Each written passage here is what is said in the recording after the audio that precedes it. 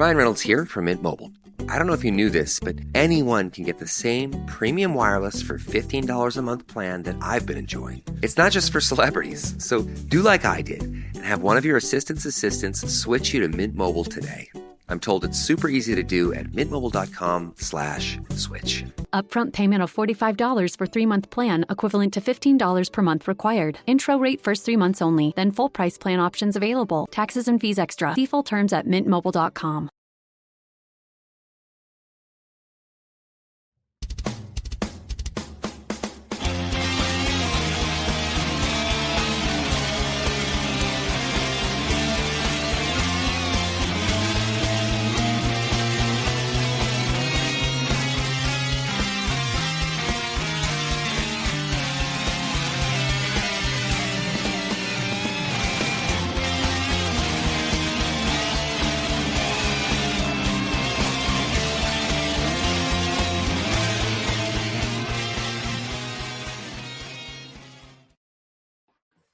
We are back, ready to talk some Matlock. John, how are you this fine afternoon?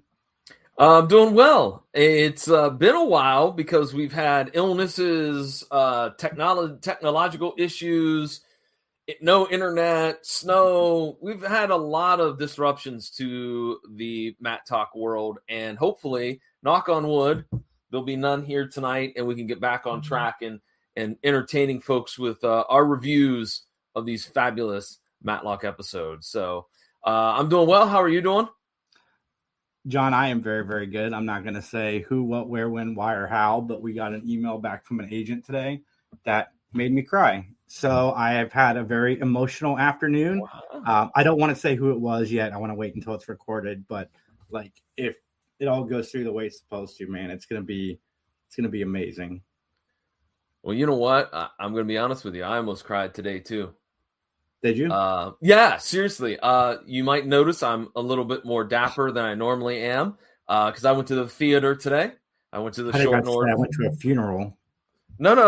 I went to a theater, the Short North Stage, which is a smaller playhouse here in Columbus, Ohio. And I saw for the second time Come From Away, which is slowly becoming my favorite musical. I know Liz, who's an avid listener of Mattalk, is a theater person as well, so maybe she can throw her comments in the chat as to whether she's seen this great cast or this great play, I should say, musical, whatnot, and if she liked it or not. But I enjoy it. It's a neat premise. I saw it a couple of years ago with the off-Broadway version, and then this was a local production, and they did a pretty darn good job. So I got to give them credit. Awesome. But there's kind of a sad part in the play where, and I knew it was coming, so I'm like, whatever. But no, it got me a little verklempt. I was like, that's a little tough to take. So, but overall, I really enjoy it. So, can that be part of what I've been watching? I mean, technically, you did go watch it. That's right. All right. What have you been watching, man? Well, before we get into what I've been watching, John, so you as well as me both have VHS tapes in our collections. I picked up a couple that I am super excited about. I got Cannonball Run 3, which is a pretty rare movie to find. I don't think it ever came out outside of maybe very limited DVD, if it even made it to DVD, other than on bootlegs. And then I picked up Ernest Rides Again, the first direct to DVD or video Ernest movie. And those are two grails for me. Like, I've been looking for those forever, and I found a good deal. So super excited. I'm going to watch those this week. But yeah, Cannonball Run 3 has John Candy in it. Oh, so, okay. Yeah. So what have I been watching, John? That is, of course, that's a loaded question. I watch a lot of stuff. But specifically this week, I've been watching School Spirits, Tell Me Lies, and then all the usual shows that I watch. So a little bit of House. I started House. I finished Saved by the Bell, so I needed another show to watch while I edit because I've seen House a million times. So I just throw that on while I'm editing and stuff. But that's what I've been watching. House is still a good show. I love that show. I love Hugh Laurie as that character. Well, I watched 2 movies and then a third movie that was a rewatch for me, but for my wife, it was the first time she'd ever seen it. So I'll go with that one. We rewatched, I believe it's from 2013. I'm not sure of the year, but it's called Beginners. And it's Ewan McGregor, Christopher Plummer, and Melanie Laurent, who probably is best known for Inglourious Bastards. It's a romantic drama, but it's really well done. I like it. The premise is that Ewan McGregor finds out that his dad, when his mother passed away, he finds out that his dad has always been gay, and that Christopher Plummer, was friends with the mom, and they just decided to fake having a heterosexual relationship. And then when she died, and he was like, I want to come out. So at like 75 years old, he's coming out of the closet. And it's an interesting, because it also, it goes along with Melanie Laurent and Ewan McGregor, their romantic like storyline too. So it's really well done. I really enjoy it. I definitely say pick it up. It's not maybe happy-go-lucky as some films are, but it's still a pretty good film. I liked it. I watched Sinners, which everybody talked about from last year, which I really enjoyed. I liked it. I thought it was a great tale and a unique twist on the vampire lore. I really liked it. And then finally, I watched Weapons, which you and many other people have told me, oh, Weapons is so great. It's awesome. I don't know if it's awesome, but it was okay. I'll give it that. I didn't love it. I didn't hate it. It was kind of in the middle for me. I think I'm the opposite of you. I think flip-flop the two. Like, I like Weapons slightly better than Sinners, but I like both of them a lot. Unlike John, Mr. Hot Take Orlando. No, I'm kidding. It's all subjective. Hey, and I said I gave it like middle of the road, Weapons. Like I felt there was some really cool things. Here's my problem with it. I'll just tell you what my problem is with it. Why I got to see. I thought the tone, the tonal shift about halfway through the movie, I was like, I didn't like that. I was like, let's stick with the tone at the beginning of the movie and keep it moving.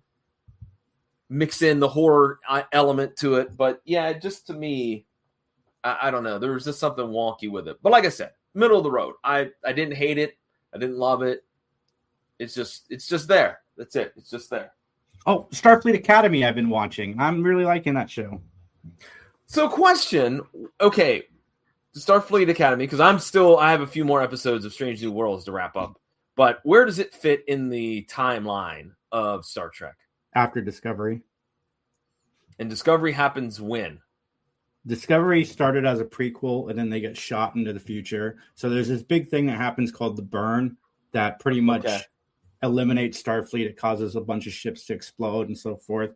And this Starfleet Academy is the first class they've had since the burn happened. And that's when Discovery launched into the future, was post the burn and everything that happened. So yes, this takes place after Discovery. It's nice to see a Star Trek show. Like, I like what they've been doing, but it's nice to see them moving forward instead of another prequel. So I like it. It brought back the Doctor from Voyager, which I've never seen Voyager. It kind of makes me want to go back and watch Voyager now. Okay.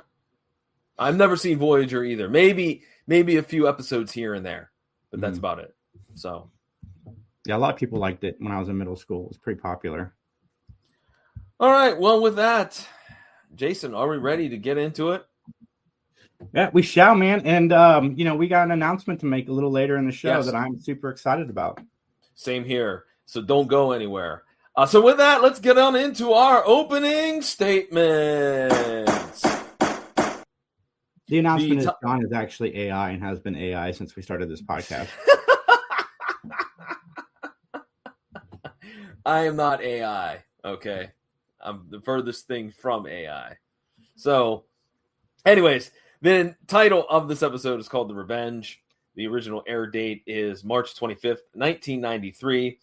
I'm going to talk about a few of these guest stars, but unfortunately, as you're going to find out, they all kind of are previous guest stars. But instead of having you go back and find their individual episodes, I'm just going to go ahead and run them down as I normally do. So the first one that we have is John DeQuino.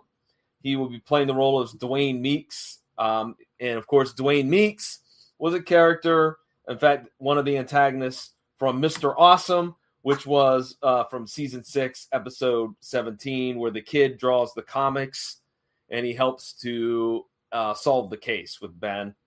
But he was also in Jim Roper as the clown, or in the clown, excuse me.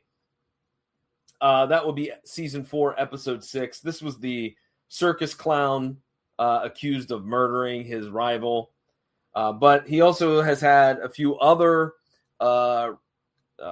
interesting parts, such as Ed Hamilton on Dexter, President Richard Martinez in Corey in the House and Hannah Montana, Stuart Dunstan on Jag, Larry O'Shea on That's My Bush, Perry Hutchins, on Melrose Place, Mr. Randall on Third Rock from the Sun, 3 different characters on Murder, She Wrote. He also played Benjamin Krieg on Sequest, DSV, and about 50 or 60 other credits to his name. So there you go, John D'Aquino. Anything that I missed on his resume you'd like to discuss? No, keep doing your thing, John. I didn't All right. put it on IMDb because, like you said, we've discussed them before. Yeah, like I said, and this one as well as another one that we've discussed. Bonnie Burrows as Sissy Lockwood. You may also know her as Michael's mom from Easy A. Felicity Storm in Hard to Kill. Laura Rhodes on Hunter. Nurse on Prison Break. Gladys Corbin on General Hospital. Stacy on Two Broke Girls. Mrs. Grant on Perception. Mrs. Stangard on How to Get Away with Murder. Hannah Napier on Justified. Linda Frazier on CSI New York. And she also was in the Mr. Awesome episode, which, of course, was season 6, episode 17, which, of course, she was the killer of that episode. So I don't think I'm spoiling anything there. But it seems that these guest stars, the rest of the guest stars, really only had like 1 or 2 or 3 credits to their name. And I mean that sincerely. I'm not joking. Like, there was one individual that only had 2 credits. So, but then as the story unfolds and as the show unfolds, we'll find out why. There's a clear reason why. So, yeah, and also we do have 2 other guest stars before John gets into more. Clarence Gilliard and Danny Roebuck guest star in this episode. What an episode for them to choose to put those 2 characters in. I kind of wish that we had gotten them in a different episode, but I don't want to show my hand yet. Okay. Well, and I also feel like they could have been in like a more of an episode that centers on them. You know, like we had a few episodes ago where we focused a lot more on Leanne when she was defending her ex-husband. So, All right, it's that time of the show where I got to ask you a question. Are you ready to give an opinion? Your opinion and solely your opinion, so help you? Nope. Please clip. Please clip. What? Yes. My only opinion is the only one I have, John. We should have made this a clip show today and just played like clips to talk about the episode. Because, spoiler alert, this is a clip show. That's right, ladies and gentlemen. But let's get on into time to testify.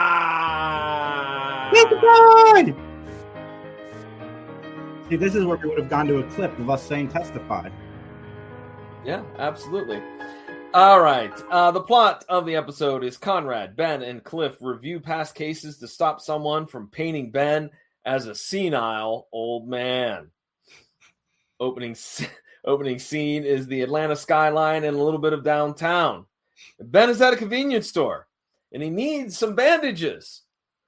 And he's outraged that $5.29 is what you would pay for Band-Aids, in which the lady, I love that she put him in his place by saying, "Sir, it's a convenience store. It's not like a regular drugstore or pharmacy where you can get bandages dirt cheap." Dude, I was thinking, like, are bandages $5 now? I feel like that's the one thing that's come down in price. Yeah, I definitely the other day used a Band-Aid on here. It was a plastic cheap Band-Aid, but I'm sure that I paid $2 probably for that box. You know, I will tell you this. licensed Band-Aids, they cost more. They would cost about $5 or $6. So if you wanted Star Wars Band-Aids or Marvel Band-Aids, I think those run you $5 or $6. Yeah, and Ben seemed like he was at a store that marked up their stuff. Yeah, absolutely.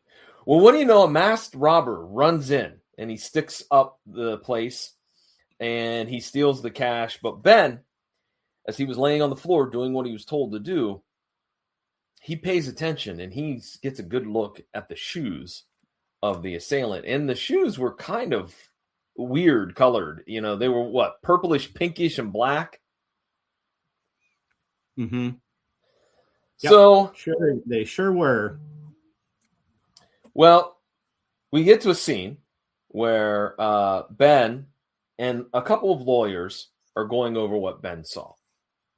And Dave is the guy that's going to be helping out the robber as his client. And I like the quote because Dave gets a little bit snippy with Ben. And Ben's like, "Laugh that up, Dave." I thought that was pretty charming, pretty funny. I enjoyed that. But nonetheless, Ben provides the color of the shoes as well as some of the license plate info from the getaway car. So we cut to another scene where Ben is at a zoning meeting. His neighbor wants to put in a pool. Ben is the only one to stop and to want to boycott this. I did enjoy the fact that the neighbor called him gray-haired, and he was like, "I'll gray hair you." So we're getting a lot of angry Ben. So what are you liking him so far? Are you digging it like I am that you're getting a lot of angry Ben? I do like getting angry Ben, and I don't know that it's a clip show yet. So yes, I'm still like, yeah, I'm digging it so far. Yeah, okay. And I guess we have a comment from the FSF Popcast, Tim and all the crew. Hey, Tim, how's it going? Hope what all is up, well. Tim? Cool deal. Everybody go follow our friend Tim, FSF Popcast. Yep. Got some great science fiction conversations going on over there with some really cool guests as well. Definitely check out Tim and the crew up there at FSF. Ben, he's got paperwork. He's got paperwork for a variance, and he pulls it out and he hands it off to the zoning board, and they're like, "This is a copy of Jimmy Carter's like swearing in speech or something that had to do with Jimmy Carter," which I was like, of all the things that the writers were like, "Hey, let's put in some Jimmy Carter jokes." Like, what? Seriously. I mean, why not? That's topical in the 90s. Yeah, because the dude hasn't been president in 10 years. So we're just going to go ahead and just bring that in, huh? All right. Well, anyways, while you contemplate that, Cliff gets pulled into the meeting, and he says, look, we made a mistake. I'll fax over the real paperwork, okay? And so Ben is like, "Man, this is two things in a row, man. It's making me feel a little bit suspect about my memory." Well, Ben forgot about Judge Cooksey's big party. Yeah, he forgot about it. He's like, "Oh shoot, I got the invite a couple weeks ago. I need to go." So, he goes to the restaurant where the big party is, and guess what? There's no party. Nope. There's no party. There's no party at that restaurant. So Ben rushes home, and Ben feels like somebody's trying to make a fool of him, and maybe it might be one of those rival lawyers. Cliff kind of downplays the situation a little bit, right? He's like, "You're overreacting. You just forgot a few things." But then the phone rings, and Ben picks up the phone, and he gets somebody that's on the other line that won't give him his name or their name, and just antagonizes Ben to no end, right? So Conrad comes over to the house, and he said, "Hey, man, this is in the next scene. Sorry, the next scene." Conrad comes over to the house, and he's like, "Hey, the phone number is for an insurance company, man." So, and did you hear that? My cat lady wants food. She wants food, so we'll have to feed you in a little bit. Okay.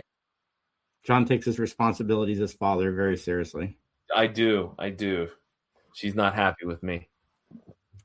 I should have fed her before we started, but anyways. Rookie mistake. Exactly. Now she Now she's really, really mad. She's sulking. Anyways, where were we? Oh, okay. So in the caller was a woman the first time. So that's why I corrected myself. It was a woman. Conrad thinks that it's somebody that's got an axe to grind. All right. And he mentions that Joanne Wilton is out of jail. And so here we go to clip number 1 from the personal trainer. It is the one where the lady was having an affair with her personal trainer, and it involved the book, the Tropic of Capricorn. And the funny part about that is I looked up because there was a note in IMDb, and I looked. John, your cat was having an affair with somebody? No, my cat was not having an affair with somebody. Where did you come up with that? No, you said the lady. Your cat's name is Lady. It doesn't take a genius to solve the puzzle. All right. You got me on that one. All right. She was not having an affair. Are you having an affair? John's ADD is kicked in.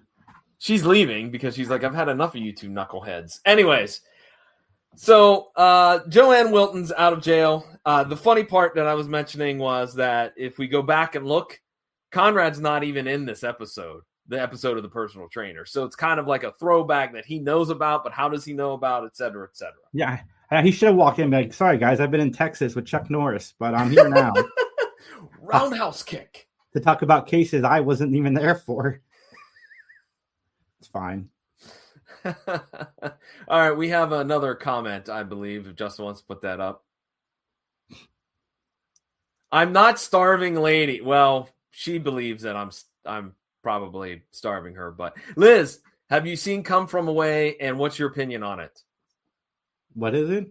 Come From Away. It's the play that I went to go see, the musical I went to go see today. So anyways, so I got this to be a joke, and I'm sure that the writers had fun with this. We cut back after that flashback, and Cliff is saying about how he's dated 3 women at once. What? No Get way. out of town. No way. Cliff, Come buddy. Come on, dude. You're not fooling anyone, all right? You're not fooling anyone. There's another phone call, and this person said there's something at the front door. And so they rush out, all 3 of them, Conrad, Cliff, and Ben, and they grab a newspaper with an unflattering photo of Ben in his underwear on the front cover. And of course, Cliff and Conrad, they have to kind of bust his hump a little bit, bust his chops a little bit about being in his underwear on the front page of the paper. So, yeah, maybe Cliff does date 3 women. Maybe that's why he's never like working. This is what, his 2nd or 3rd episode that he's been in. And I love Danny Roebuck. We watched for 3 Geeks last night. We watched the trailer for the new Attack of the Killer Tomatoes, which Danny Roebuck is in. Like, I love Danny Roebuck. But I do too. Dude, we want you this season. Not in a clip show. So we go to another scene where Ben goes absolutely bonkers at the newspaper office. Like, he is like, where did you get this? This is fake. This is not real. How could you do this? Blah, blah, blah, blah. And so the newspaper guy's like, hey, man, look, I got it anonymously sent to me. So I ran with it. So as the newspaper guy is kind of distracted, Ben steals the photo. All right. So we cut to a scene where Conrad gets the lowdown on Joanne Wilton. She has been in a psychiatric facility for a while, so there's no way it could be her. All right. They look at an old album, and there's a missing picture that, Ben's like, maybe that's what they used as the basis for that fake photo in the newspaper. Sure, by the way, Ben. What'd you say? So I'm sure it's fake, Ben. Well, hey, it rattles him so much that he's going to start. Are you ready for this? Hold on to that hat you're wearing right now, Jason, because it's going to go. Ben starts locking his doors. Well, you never know, man. It's only taken. As downtown Atlanta is, Look, all I'm saying is we've been asking for years now to stop with not locking the doors. That security, it's enough already. It's enough. Yeah. But now Ben's learned. He's learned a hard lesson. Speaking of a hard lesson, let's go into clip number 2, which is from Mr. Awesome. And again, that was the one with the kid that made the drawing and the belt buckle and Sissy Lockwood's not her real name, et cetera, et cetera. And so Ben gets news that Sissy has been paroled and is working at a dry cleaner's 5 miles from Ben. So he cut to a scene where we're at the dry cleaner. Conrad interviews Sissy. Her alibi is, hey, I was in San Antone. All right. I have nothing against Ben. Whatever happened. It's over and done with. And then Biker Josh comes in and says, hey, man, I fixed your bike, which was kind of random, but not really. We'll find out why. And eventually it's investigated, but the alibi for Sissy holds up. All right. So that leaves maybe one final person that possibly could have it out for old Ben, and that would be Carla Royce. Carla Royce was, of course, in the episode The Cover Girl. This is the one where the model had a sister who died because she overdosed, and she killed the one representative of the modeling agency. And you throw in that Conrad was also involved with her, and there you go. So Ben leaves to go to court to testify in the robbery case. And basically, the lawyer makes all of the mistakes and he uses them to make Ben seem senile. And so in the next scene, Ben is staying at the courthouse to see the decision. Cliff is leaving and heading on home. The defendant is found guilty in the robbery case, just for your knowledge. And as Ben leaves, we get a little bit of a pan of the camera. It's Sissy. It's hanging out in the classroom, in the courtroom, waiting in the back. So that's a little bit of a interesting turn of events. So, Jason, so far, anything that you want to comment on real quick here? Not really. I did like the clip where he threw the chair. I can't remember if we've gotten to that yet, but that was fun. Oh, that's coming up, I believe. I believe that's coming up. So Ben fixes lunch, but Cliff is not eating. Conrad is not eating because he overdid it. He, being Ben, overdid it with the onions. All right. And so everyone is way too strong. So actually, I'm wrong. I'm wrong because I looked at my notes. That throwing the chair happened earlier. Okay. Yeah. I thought so. Yeah. I love that because I love that clip of him getting mad and throwing the chair. Yeah. That was when he was. Was that Mr. Awesome or was that? I forget when that was. I don't remember. I don't remember either. Well, anyways, Sissy breaks into Ben's house. All right, she's got a gun, and she's pointing it as we see a clip of Conrad driving past a random motorcycle.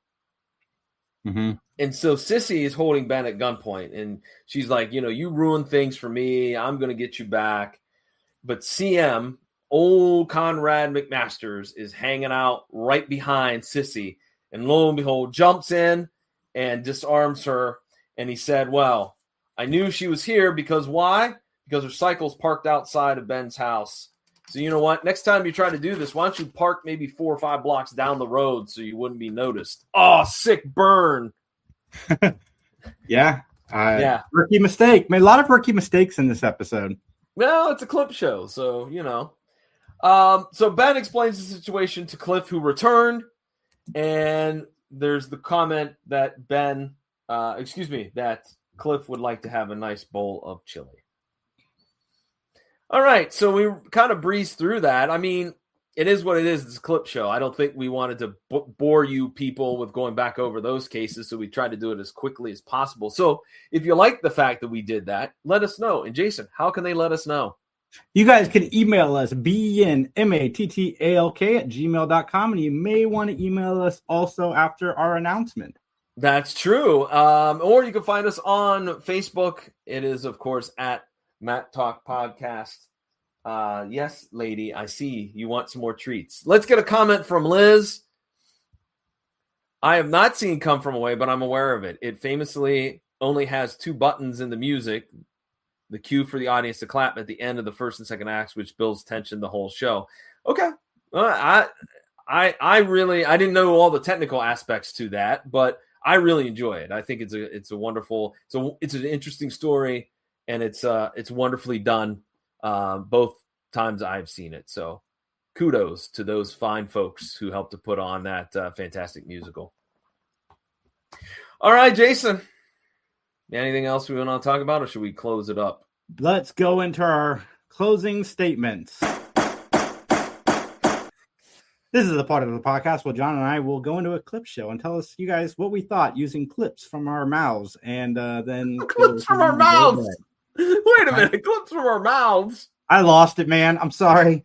So I give it a 2. I did not love this episode. Again, the highlight for me was the throwing of the chair. I hate clip shows. The saddest closing statement ever is what our producer Justin just put in the group chat. You should let me take over since you were doing the closing statements. You should let me go. Here, let me do it. This is the part of the show where Jason and I rate and review based on a gavel system. 5 gavels means we really love the episode. 1 gavel means we did not like it. And negative 37 gavels means that we are both going to go and try to be involved in a clip show. I don't know. I'm not prepared. I wasn't prepared real well. Jason, I'm shocked that you said 2. I really am. I'm going 4. 4. 4. I'm going 4. 4 on a clip show, John. Listen, it is a good way. They did the clip show the right way. They did it the right way. All right. Doesn't mean that Thanos snap him off the show. Hi, everybody. John is no longer here. I'm going to just replace him with another AI model. But, it'll be fun. Sissy was a great villain. Conrad was in the episode a bunch. Good plot for a clip show. Look, I don't like clip shows either, but I thought they did a pretty darn good job with it. So, and an angry Ben, too. Yeah, but that was Angry Ben. Well, yeah, I guess we did get regular Angry Ben. That's why I gave it a 2. Yeah, he got angry at the newspaper guy.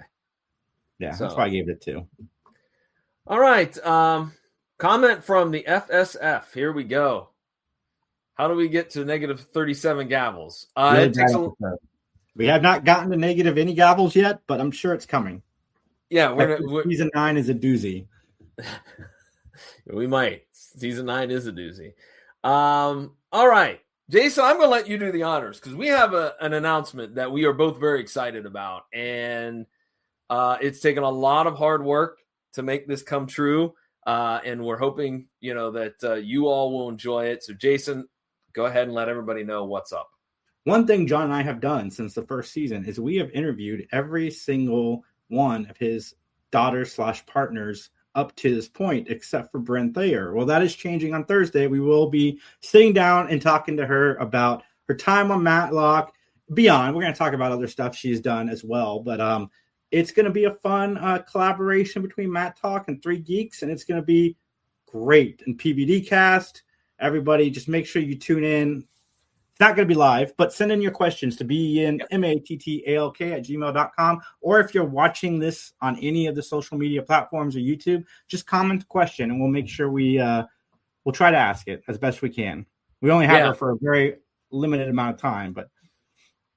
And thanks, FSF. We appreciate it. We've been trying for a long time to try to get Ms. Thayer on the show, and so we're excited to have her on. And it's been a while since we've had one of the stars from the show. I think the last time was, of course, our who was that? Was that Danny? Yeah, Roebuck. Danny Roebuck. All right, I thought so. So that's going back about a year or two. So we're real excited with that. Shall we plug our quick other podcasting projects real quick so I can go feed a cat? Go ahead, John. Okay.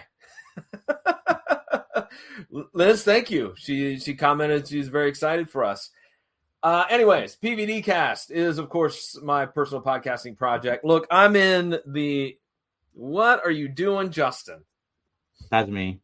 Oh, okay. You should know. Anyways. You know better. That's not Justin. That's me. I want people to think of this image when they think PVD Cast, because that's going to get you more clicks. Oh, geez, oi. Anyways, I'm in the midst of Royal Rumble madness. Royal Rumble was this past Saturday, just last night. Right now, there's a preview episode, which, to be honest with you, probably by now, I mean, you can still listen to it and hear what predictions came out, but we're gearing up, myself and the Pro Wrestling Pundits, to do the recap show this week. So that's going to be happening. So just check it out over at pvdcast.com or wherever you find great podcasts. And what's going on with the Three Geeks?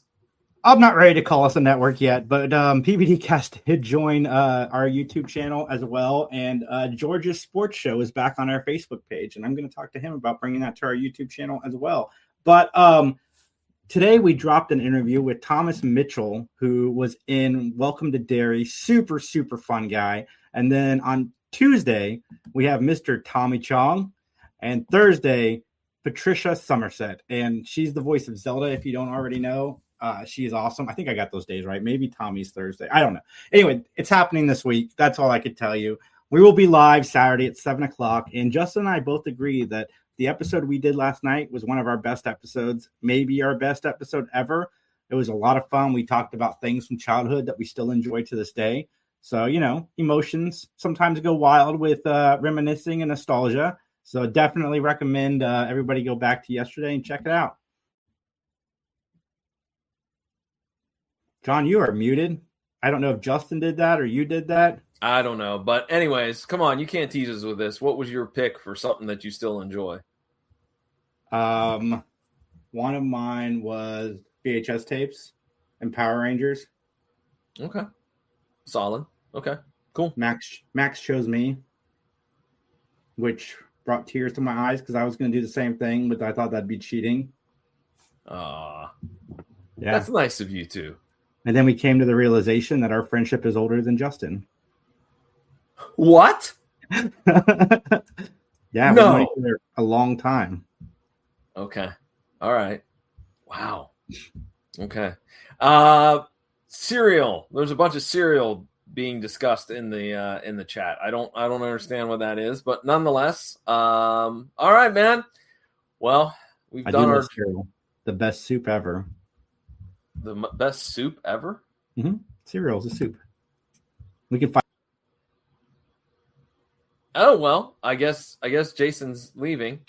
We're not fighting over that because it's not worth my time. And I have to go feed a cat. So let's get on out of here, if you will. So as they say in court, nothing further.